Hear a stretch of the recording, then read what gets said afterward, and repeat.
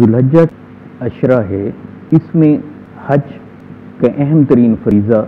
سر انجام دیا جاتا ہے۔ سنت ابراہیمی کو ادا کرتے ہوئے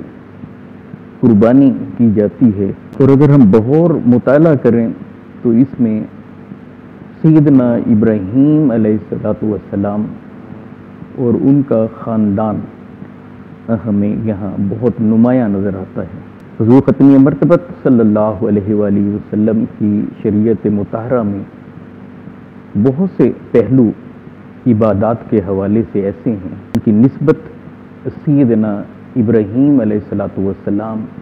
اور ان کے خاندان کے ساتھ جڑی ہوئی ہے۔ یہ دراصل محبت اور عشق کا معاملہ ہے۔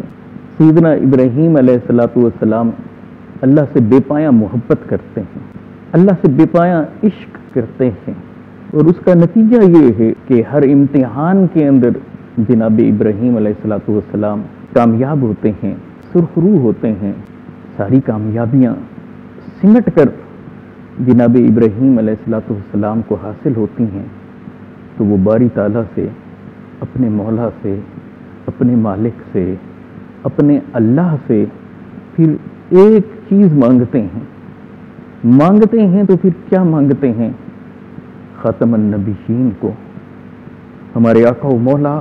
محمد الرسول اللہ صلی اللہ علیہ وآلہ وسلم کو، چونکہ انہوں نے محبت کے ساتھ، عشق کے ساتھ اور بڑے ہی والہانہ پن کے ساتھ اپنے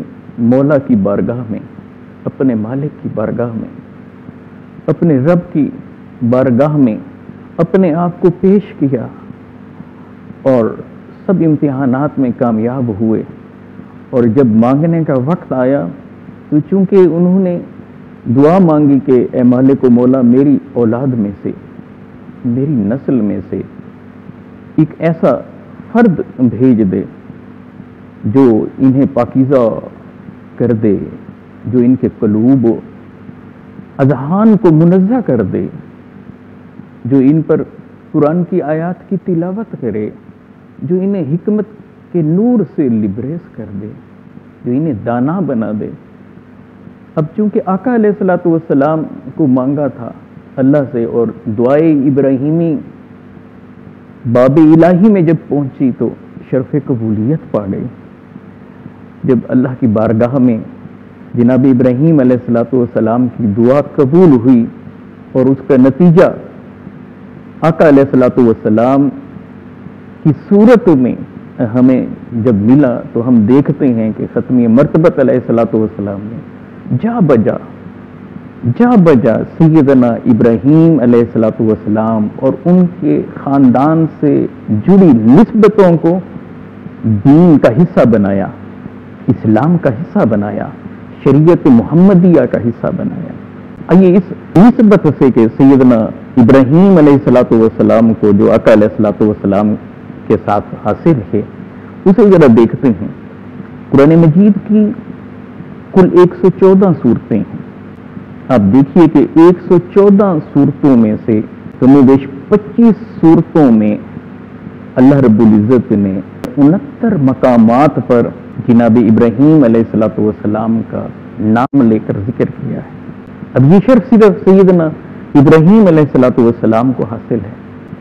اسی طرح قرآن مجید کی 114 صورتوں کے جب ہم عناوین کو دیکھتے ہیں، ان کے ٹائٹلز کو دیکھتے ہیں، ایک پوری سورہ کا نام ابراہیم ہے، سورہ ابراہیم۔ یہ نسبت بھی سیدنا ابراہیم علیہ السلام کو آقا علیہ السلام کے ساتھ بالخصوص اس تعلق کو ظاہر کرتی ہے جو حضور ختمی مرتبت صلی اللہ علیہ وآلہ وسلم کو سیدنا ابراہیم علیہ السلام اور ان کے خاندان کے ساتھ۔ اسی طرح سے آپ عبادات کو دیکھیے، نماز کو دیکھیے۔ نماز کے اندر جب اللہ کی بارگاہ میں کوئی حاضر ہوتا ہے، قیام کرتا ہے، رکوع کرتا ہے، سجود کر لیتا ہے، پھر تشہد میں اٹھ کر بیٹھتا ہے اور اپنی مالی کولی بدنی ساری عبادات مولا کے سپرد کر دیتا ہے، اور آقا علیہ السلام کی ذات والا صفات پر سلام پیش کرتا ہے، گویا آقا کو سلامی دیتا ہے، سلوٹ کر لیتا ہے، اور پھر جب بارگاہ مصطفیٰ علیہ تحیت والسلام میں جب درودوں کی گجرے پیش کرنے کی باری آتی ہے تو جہاں آقا علیہ الصلوۃ والسلام کی ذات پر درود بھیجا جاتا ہے اور آقا کی آل پر درود بھیجا جاتا ہے تو وہاں نسبت جو نمایاں کی جاتی ہے تو وہ سیدنا ابراہیم علیہ الصلوۃ والسلام کی جاتی ہے اور آل ابراہیم کی جاتی ہے. اللہم صلی علی محمد وعلی آل محمد کما صلیت علی ابراہیم وعلی آل ابراہیم. اسی طرح جب ہم دعا مانگتے ہیں نماز کو ختم کرنے سے پہلے تو وہ بھی قرآن مجید کے اندر عطا کردہ دعائے ابراہیمی ہی ہے. اس کی نسبت بھی سیدنا ابراہیم علیہ الصلوۃ والسلام سے ہے کہ اینڈ پہ ہم وہ دعا مانگ رہے ہوتے ہیں رب اجعلنی مقیم الصلاۃ ومن ذریتی. یہ جب دعا مانگ رہے ہوتے ہیں تو یہ بھی وہ بول ہیں جو سیدنا ابراہیم علیہ الصلوۃ والسلام نے اپنے مولا کی بارگاہ میں بولے تھے اور میرے اللہ نے انہیں کیپچر کر کے قرآن کا حصہ بنایا اور میرے مصطفیٰ علیہ تحیت والثنا نے انہی بول کو، انہی کلمات کو، انہی جملوں کو ہمیں بطور دعا کے سکھایا اور کس مقام پر پڑھنا سکھایا کہ نماز کے اندر. اسی طرح حج کے اندر دیکھیے کہ حج اسلام کی کتنی عظیم عبادت ہے کہ جو بنیادی اسلام کے فرائض ہیں ان میں سے جو متمول لوگ ہیں، جو مالدار ہیں،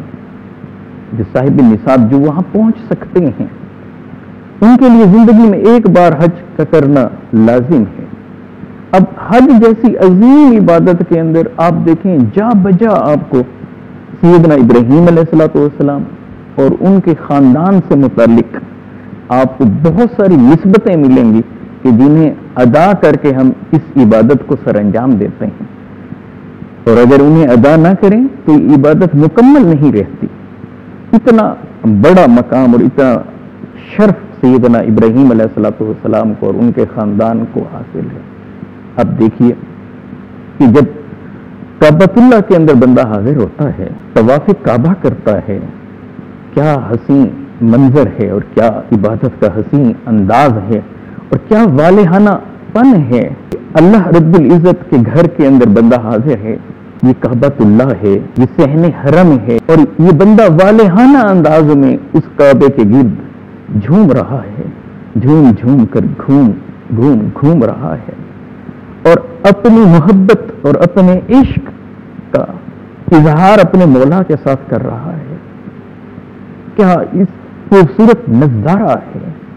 اور جب یہ اپنے مولا کی بارگاہ میں حاضری کو پیش کر لیتا ہے تو پھر حکم ہوتا ہے اے بندے، اے میرے گھر کے گرد جھوم جھوم کر طواف کرنے والے، اب تو طواف کر چکا ہے، اب تو ذرا یہاں آ جا. یہ سامنے کعبۃ اللہ کے سامنے یہ مقام ابراہیم ہے، اب تو یہاں آ کر اپنی مولا کی بارگاہ کے اندر آ کر جھک جانا، 2 رکعت پڑھ لے اور اپنے مولا کی بارگاہ کے اندر جھک. اور یہ ہے کیا مقام ابراہیم؟ وہ پتھر ہے جس پر کھڑے ہو کر سیدنا ابراہیم علیہ الصلوۃ والسلام کعبہ کو تعمیر کرتے تھے. سیدنا اسماعیل علیہ الصلوۃ والسلام نیچے سے پتھر دیتے تھے اور یہ اس پتھر پر کھڑے ہوتے تھے اور اس پتھر پر کھڑے ہو کر سیدنا ابراہیم علیہ الصلوۃ والسلام نے اللہ سے ہمارے محبوب صلی اللہ علیہ وآلہ وسلم کو مانگا تھا، دعا مانگی تھی. تو جس گھڑی یہ سب کچھ ہو رہا تھا تو اللہ نے کیا کیا، اس پتھر کو نرم کر دیا. اب جس پتھر پر جناب ابراہیم علیہ الصلوۃ والسلام کھڑے ہیں، جناب ابراہیم علیہ الصلوۃ والسلام کے قدموں کے نشانات کو وہ پتھر اپنے اندر ثبت کر لیتا ہے. اتنا نرم ہو گیا تھا کہ جناب ابراہیم علیہ الصلوۃ والسلام کے قدموں کے نشانات اس پر ثبت ہوئے. اب وہ 2 قدموں کے نشانات اس پتھر پر لگے ہوئے ہیں. اب جناب ابراہیم علیہ الصلوۃ والسلام کو نسبت ہے میرے مصطفیٰ سے کہ آقا علیہ الصلوۃ والسلام کو مانگ رہے ہیں اور یہ جو مقام ابراہیم ہے اس پہ جو پتھر ہیں اس کی نسبت ہے جناب ابراہیم علیہ الصلوۃ والسلام سے. اور صحن کعبہ میں باب کعبہ کے سامنے انہیں رکھوا دیا جاتا ہے. جب کوئی طواف کر لیتا ہے تو حکم ہوتا ہے، یہ قرآن ہے، وَاتَّخِذُوا مِن مَّقَامِ إِبْرَاهِيمَ مُصَلًّى، جناب ابراہیم علیہ الصلوۃ والسلام کے اس مقام کو، ان قدموں کی جگہوں کو، یہ جو پتھروں پر جناب ابراہیم علیہ السلام کے پاؤں کا نقش ہے، ان پتھروں کو سامنے رکھ کر اے بندے تو جھک میری بارگاہ میں، قیام میرا کر، رکوع میرے لیے کر، سجود میرے لیے کر، اور دیکھ میرے جو محبوب بندے ہوتے ہیں جنہیں مجھ سے محبت ہو جاتی ہے، جو میری محبت میں فنا ہو جاتے ہیں، پھر میں انہیں صلہ یہ دیتا ہوں، ان کے قدم سے مس کرنے والا پتھر بھی اسے ہم صحن حرم میں رکھوا دیتے ہیں، اور پھر حکم دیتے ہیں وَاتَّخِذُوا مِن مَّقَامِ إِبْرَاهِيمَ مُصَلًّى، میرے اس محبوب بندے، میرے اس خلیل جناب ابراہیم کے قدموں کو مس ہونے والے پتھر، انہیں سامنے رکھ کر اس جگہ کو تم مقام نماز بنا لو نا۔ اب سارے حرم کو، حرم کی 3 اطراف کو چھوڑ کر اب وہ مقام ابراہیم کے پیچھے جہاں جہاں اسے جگہ مل جائے وہاں کھڑے ہو کر اللہ کی بارگاہ میں اپنی حضوری پیش کرے، اپنی حاضری پیش کرے، اپنی بندگی پیش کرے۔ یہ بندگی تو مولا کی بارگاہ میں ہے، عبادت تو اللہ کے لیے ہے، خالصتاً اللہ کے لیے ہے، خالصتاً اللہ کے لیے، خالصتاً اللہ کے لیے ہے، مگر انداز یہ ہے،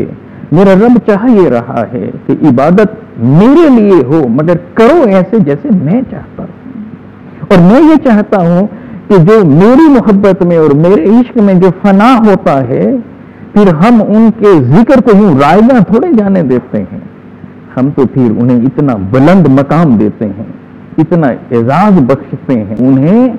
ان کی نسبت سے جو چیزیں بھی ہوتی ہیں انہیں بھی ہم شرف اور کرم عطا کرتے ہیں، انہیں بھی ہم شان دیتے ہیں، اور شان کی بلندی یہ ہے جناب ابراہیم کے پاؤں سے پتھر مس کر گیا ہے، تو اس پتھر کو بھی حرم کے اندر رکھ کر قرآن کے بول عطا کر دیے میرے رب نے وَاتَّخِذُوا مِن مَّقَامِ إِبْرَاهِيمَ مُصَلًّى۔ یہ ایک زاویہ ہے۔ اب آگے بڑھیے، اب طواف کر چکا ہے، عمرے کے لیے آنے والا، حج کے لیے آنے والا اب مقام ابراہیم پر حاضری دے چکا ہے، اب یہ آگے بڑھتا ہے، یہ زمزم ہے۔ اب ذرا دیکھیں کہ مقدس پانی ہے، احادیث طیبہ کے اندر اس کی وضاحت ہے، اللہ نے اس میں شفا رکھی ہے، تمام بیماریوں کے لیے شفا رکھی ہے، اور مومنین کے لیے یہ اعزاز ہے، اہل ایمان کے لیے یہ اعزاز ہے کہ جب وہاں جاتے ہیں زمزم کو وہ پھر استعمال میں لاتے ہیں، پھر بطور برکت کے تحفۃً اپنے گھروں میں لا کر پھر دنیا کو بھی دیتے ہیں۔ مگر یہ ہے کیا اس کے پس منظر میں؟ آپ ذرا اس سے آگے بڑھیں تو اب یہ سعی کرنی ہے، یہ صفا و مروہ کے اندر یہ بندہ آتا ہے، اب وہ یہاں پر 7 چکر کاٹتا ہے، حج ہو یا عمرہ دونوں کے لیے یہاں سعی ضروری ہے۔ اور اب ذرا دیکھیے یہ سعی کس طرح سے انجام پا رہی ہے، ایک طرف صفا ہے، ایک طرف مروہ ہے، اب اس کے اندر بندہ 7 چکر والہانہ انداز کے اندر لگا رہا ہے، کس انداز کے اندر؟ اس انداز کے اندر جو سیدہ ہاجرہ سلام اللہ علیہا نے جس طرح سے لگائے تھے۔ اب اس کی نسبت جناب ابراہیم علیہ الصلوۃ والسلام کی زوجہ محترمہ سیدہ ہاجرہ سلام اللہ علیہا سے ہے۔ اب جس طرح سے وہ یہاں چڑھی تھیں، جب جناب ابراہیم علیہ الصلوۃ والسلام اللہ کے حکم سے اپنی زوجہ محترمہ سیدہ ہاجرہ سلام اللہ علیہا انہیں اور اپنے لخت جگر جناب اسماعیل سلام علیہ السلام انہیں ابھی جو بچپن میں ہیں، ابھی جو ننے سے ہیں، انہیں اللہ کے حکم سے یہاں اس لک و دک صحرا کے اندر آ کر چھوڑ دیتے ہیں، جہاں سامنے پہاڑی سلسلہ ہے، ایک تنہا درخت کھڑا ہوا ہے، اس کے نیچے آ کر انہیں اللہ کے حکم سے چھوڑ کر جا رہے ہیں۔ کھجوروں کا ایک پیکٹ ہے، پانی کا ایک مشکیزہ ہے، اور اللہ کے حکم سے اپنی زوجہ کو اور اپنے بیٹے کو یہاں چھوڑتے ہیں۔ جب وہ چلے جاتے ہیں، جب یہ کھجوریں ختم ہو جاتی ہیں، یہ پانی ختم ہو جاتا ہے، اور بچے کو جب پیاس لگتی ہے تو سیدہ حاجرہ سلام اللہ علیہ پہاڑ پر چڑھتی ہیں اور بڑا ہی سلو سلو چڑھتی ہیں، آہستگی کے ساتھ چڑھ رہی ہیں، اور اس کی چوٹی پر پہنچ کر وہاں پانی کو دیکھتی ہیں، ادھر ادھر پانی کہیں نظر نہیں آتا، تو اب آگے جانا چاہتی ہیں تاکہ پانی کو پا سکیں، مگر دفتن انہیں خیال آتا ہے کہ سامنے نیچے ننا منا اسماعیل ہے، معلوم نہیں کہ کس حالت میں ہوں گے۔ ان کا خیال آتے ہی وہ جو پہاڑ پر آگے جانا چاہتی تھی وہ واپس پلٹتی ہیں، آہستگی سے نیچے اترتی ہیں، سامنے دیکھتی ہیں تو جناب اسماعیل علیہ السلام وہ بالکل ٹھیک حالت کے اندر ہیں۔ تو اب اضطراری طور پر ادھر پہلے گئی تھی صفا پر پانی کو تلاش کرنے کے لیے، اب نیچے جب اتری تو پھر جب پہاڑوں کے دامن میں آئیں تو دوڑنے لگیں، دوڑ کر پھر مروہ پر آہستگی سے چڑھنے لگے۔ اب مروہ کی چوٹی پر جا کر پانی کو ڈھونڈتی ہیں، وہاں نہیں ملتا، تو پھر کیا ہوتا ہے؟ اسی اضطرار کے عالم میں، اسی اضطرابی کیفیت میں ان دو پہاڑوں کے درمیان سے نکل نہیں پاتی، کبھی صفا پر چڑھتی ہیں پھر آہستگی سے اترتی ہیں، کبھی مروہ پر چڑھتی ہیں پھر آہستگی سے اترتی ہیں، اور جب ان دونوں پہاڑوں کے درمیان میں آتی ہیں تو پھر دوڑ پڑتی ہیں، اور نگاہ مرکوز ہے کہاں؟ سامنے جناب اسماعیل علیہ السلام۔ جب 7 چکر پورے کرتی ہیں تو پھر کیا دیکھتی ہیں کہ وہ جو ننا اسماعیل ہے، جہاں زمین پر ایڑیاں رگڑ رہا ہے، ان کی ایڑیوں کے نیچے سے پانی کا چشمہ پھوٹ رہا ہے۔ ذرا سوچئے تو صحیح، ذرا دیکھیے تو صحیح، ذرا جناب ابراہیم علیہ السلام کے خاندان پر نگاہ تو ڈالیے، ان کے پاؤں سے اگر کوئی پتھر مس کر رہا ہے کہ جس پتھر پر کھڑے ہو کر وہ کعبہ کو تعمیر کر رہے ہیں، ان پتھروں پر کھڑے ہو کر وہ دعا مانگ رہے ہیں اور آقا علیہ السلام کو مانگ رہے ہیں، اللہ نے انہیں کعبۃ اللہ کی زینت بنا دیا، انہیں مسجد الحرام کی زینت بنا دیا، انہیں حرم کے اندر لا کر رکھ دیا، سجا سجا کر رکھا، اور یوں بتایا کہ جب تم طواف سے فارغ ہو لیا کرو تو پھر مقام ابراہیم پر آ جایا کرو، اور پھر جب آگے بڑھے تو جہاں ان کے شہزادے سیدنا اسماعیل علیہ السلام کے قدموں کی رگڑ سے جو پانی نکلا، اس پانی نے جناب اسماعیل علیہ السلام کے قدموں کو چوما تھا، اس پانی کو اتنا مقدس بنا دیا کہ زمزم بن گیا، اور جہاں ان کی زوجہ محترمہ سیدہ حاجرہ سلام اللہ علیہ نے جن پہاڑوں کے درمیان سعی کی تھی، دوڑی تھی، چلی تھیں، اب جس انداز میں وہ چلی تھیں اس انداز کو اب حج کا اور عمرے کا حصہ بنا دیا ہے کہ اگر کوئی حج کرنے کے لیے آئے، کوئی عمرہ کرنے کے لیے آئے تو پھر سیدہ حاجرہ سلام اللہ علیہ کی سنت کو یہاں ادا کرے۔ یہ یاد رکھ لیجئے کہ جناب حاجرہ سلام اللہ علیہ نہ پیغمبر ہیں، نہ رسول ہیں، نہ نبی ہیں، ارے وہ تو ایک خاتون ہیں اور ولیہ ہیں، ان کی نسبت صرف سیدنا ابراہیم علیہ السلام۔ یہاں اشارہ یہ بھی ملتا ہے کہ اللہ رب العزت نے خواتین کو کتنا بلند مقام عطا کیا ہے۔ آپ دیکھیں کہ دین کے جو اہم معاملات ہیں ان میں بھی بالخصوص حج جیسے معاملات اگر وہاں آپ دیکھیں تو وہاں جناب حاجرہ سلام اللہ علیہ کی یاد کو برقرار رکھا ہے، ان کی ادا کو برقرار رکھا ہے، ان کے طریقے کو برقرار رکھا ہے، ان کی سنت کو برقرار رکھا ہے۔ گویا یہ اشارہ ہے اس بات کی طرف کہ اللہ کے نزدیک، میرے آقا و مولا محمد رسول اللہ صلی اللہ علیہ وسلم کے نزدیک، اسلام کے نزدیک خواتین کا کتنا بلند اور عظیم رتبہ ہے کہ اہم عبادات کے اندر اگر کوئی اپنے آپ کو اللہ کی بارگاہ میں پیش کر دیتا ہے، اللہ سے محبت کر لیتا ہے، اللہ سے والہانہ پن کا اظہار کرتا ہے اور اللہ کی رضا کو حاصل کر لیتا ہے، چاہے وہ بندہ ہو یا پھر بندی، مقام پھر سبھی کو ملتے ہیں، عظمتیں پھر سبھی کو ملتی ہیں، شانیں پھر سبھی کو ملتی ہیں۔ اب اس نسبت کو یہاں برقرار رکھا گیا ہے. اب ابراہیم علیہ الصلوۃ والسلام اب دیکھیں کہ عبادات کے اندر، حج کے اندر، اب دیکھیں طواف کے بعد زمزم کے پانی جیسے مقام پر، سائی کے اندر صفا اور مروہ، وہاں آپ دیکھیے اسی طرح عبادتوں کی جان نماز کے اندر. اب دیکھیں کس طرح سے درود ابراہیمی، اس درود کو بھی جو ٹائٹل عطا ہوا نماز کے اندر جو درود پڑھا جا رہا ہے، تو نسبت ابراہیم علیہ الصلوۃ والسلام کے ساتھ کہ اسے عنوان بھی جو دیا گیا تو اسے درود ابراہیمی کہا گیا. اب وہ اور وہاں ان کا تذکرہ، ان کی آل اولاد کا تذکرہ، تو یہ وہ بنیادی شرف ہے جو سیدنا ابراہیم علیہ الصلوۃ والسلام کو ہے. ایسا کیوں کر ہے؟ اس کی بہت ساری نسبتیں ہیں. پہلے تو انہوں نے اپنے آپ کو اللہ کی بارگاہ میں پیش کیا، اللہ کی رضا کو مطلوب اور مقصود بنایا، اور جب امتحانات آئے تو ان امتحانوں میں کامیابی حاصل کی، اور جب کامیاب اور کامران ہوئے اور پھر جب انعام کی باری آئی، گویا کہ تو پھر اللہ کی بارگاہ سے اپنے